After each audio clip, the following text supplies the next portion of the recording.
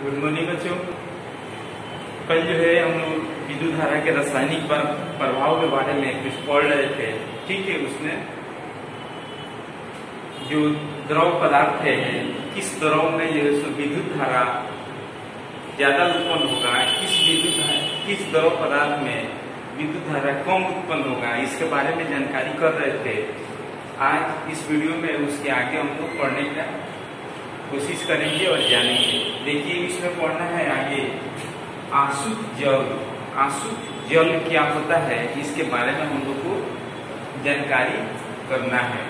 ठीक है, आसुत जल ये होता है, जैसे मान लीजिए कि चाय वगैरह बनता है या किसी भी द्रव पदार्थ को उसको गर्म किया जाता है।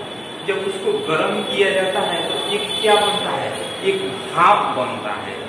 वह भाप बनता है, कुछ समय बाद ठंडा होता है तो वो जो है सो पानी पुनः बन जाता है। वही जो होता है क्या होता है, आसुत जो है सो जल होता है।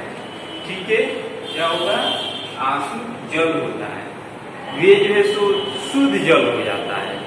जैसे पानी जो है सो जैसे ही उसको गर्म कर दीजिएगा तो जैसे गर्म कर दीजिएगा उसमें जो लवण की जो मात्रा होता है क्या होता है, समाप्त हो जाता है। ठीक है, जैसे बारिश का जो वर्षा का जो पानी होता है, वर्षा का पानी जो होता है शुद्ध होता है। ठीक है, लेकिन जैसे ही जमीन पर आता है तो हम लोग जानते हैं कि जमीन पे जो मिट्टी होता है, मिट्टी में 16 पोषक तत्व मौजूद है। जैसे ही पृथ्वी को आता है ये सब तत्व उसमें मिल जाते हैं, इसलिए लवण युक्त हो जाता है। ठीक है, जैसे ही बारिश का पानी जो है जैसे ही पृथ्वी को आता है उसके गिरने के बाद से जो तत्व हैं मिट्टी के माध्यम से क्या करते हैं, उस वर्षा के पानी में प्रवेश करके उसको लवण युक्त बना देते हैं। जब लवण युक्त बन जाएगा, नमकीन वगैरह बन जाएगा तो क्या होगा, उससे जो है विद्युत धारा जो है अधिक से अधिक उत्पन्न होगा। समझ रहे हैं इस बात को आप लोग? तो हम लोग आसुत जल के बारे में लिखेंगे कुछ। जल के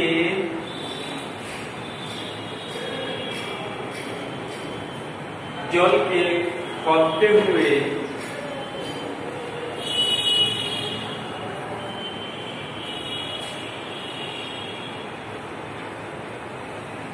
जल के फैलते हुए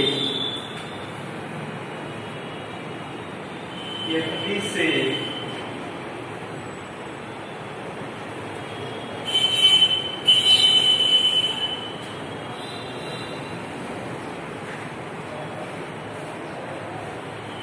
से निकलने वाले भाप वे पुनः एकत्र करने पर वह जल बन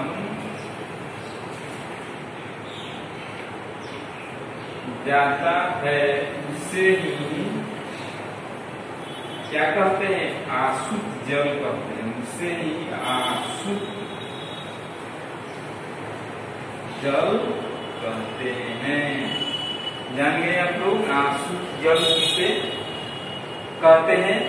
तो जो है सो जल के फैलते हुए केतली से निकलने वाले भाप वे पुनः एकत्र करने पर वह जल बन जाता है।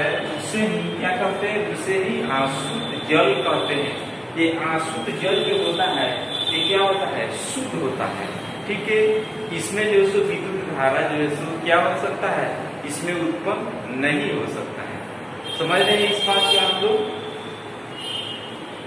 तो इस चीज को हम लोग समझ गए। उसके बाद हम लोग इसमें जानेंगे, अगर आसुत जो जल होता है मान लीजिए कि शुद्ध है, ठीक है, उसमें जो है विद्युत धारा उत्पन्न नहीं हो सकता है। ठीक है, विद्युत उत्पन्न नहीं हो सकता है, लेकिन उसमें क्या थी, नमक का मात्रा अगर उसमें मिला दिया जाए, तो नमक आप तो जानते हैं कि नमक एक लवण है, ठीक है, ये क्या नमकीन है, उसमें मिला दीजिएगा तो विद्युत धारा जो है सो क्या होगा, अधिक से अधिक उत्पन्न होगा, ठीक है। तो हम लोग इसमें आशुद्ध जल में जो है सो नमक की मात्रा मिला देने से और इसको नमक मिला करके, नमक की मात्रा इसको मिला करके इसको विद्युत धारा जो है इसमें चेक करना है, ठीक है।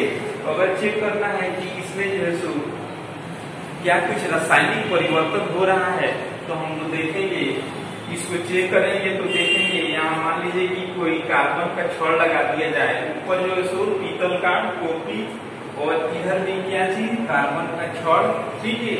इसको अगर चेक किए जाए तो एक क्या होता है जी, एक होता है पॉजिटिव होता है, एक होता है क्या, निगेटिव होता है।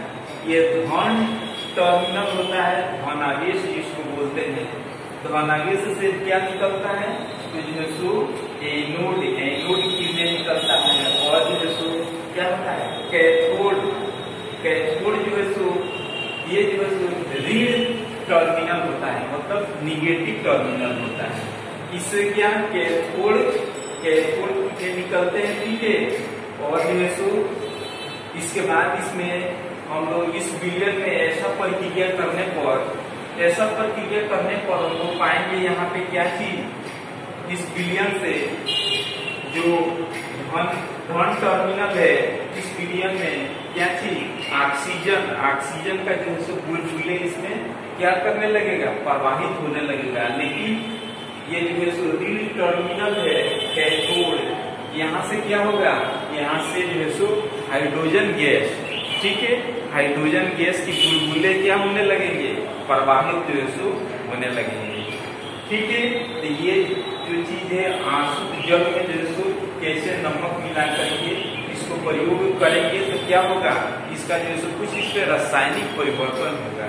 रासायनिक परिवर्तन क्या होगा कि जो है सो जो धन टर्मिनल है एनोड वाला, इसमें से क्या होगा, इसमें से जो है सो ऑक्सीजन के बुलबुले क्या होंगे, प्रवाहित होने लगेंगे, और जो ऋण टर्मिनल है कैथोड के माध्यम से उसमें जो हाइड्रोजन की गैस के बुलबुले क्या होने लगेंगे, इससे प्रवाहित होने लगेंगे। ये चीज हम लोग समझ गए।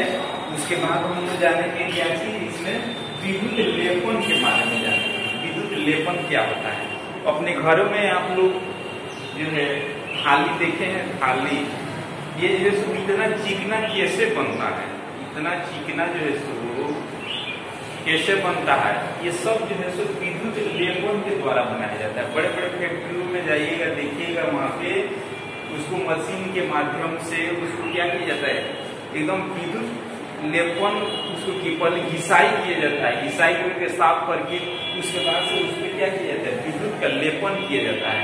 तब जो है सो जितने भी बर्तन होते हैं, ठीक है, वे जो है एकदम फ्रेश बनते हैं। बर्तन में बहुत सारा बड़ा बड़ा भी बर्तन जो होता है, उससे भी क्या किया जाता है, उससे भी क्या चीज का विद्युत लेपन जो है सो किया जाता है, तभी जो है सो वे बर्तन क्या होने लगता है, चिकन, मतलब साफ एकदम दिखाई देने लगता है। तो ये चीज हम लोग समझ गए। इसके बाद जो है सो कल हम लोग आगे इसकी और जानकारी करने का प्रयास करेंगे। तब तक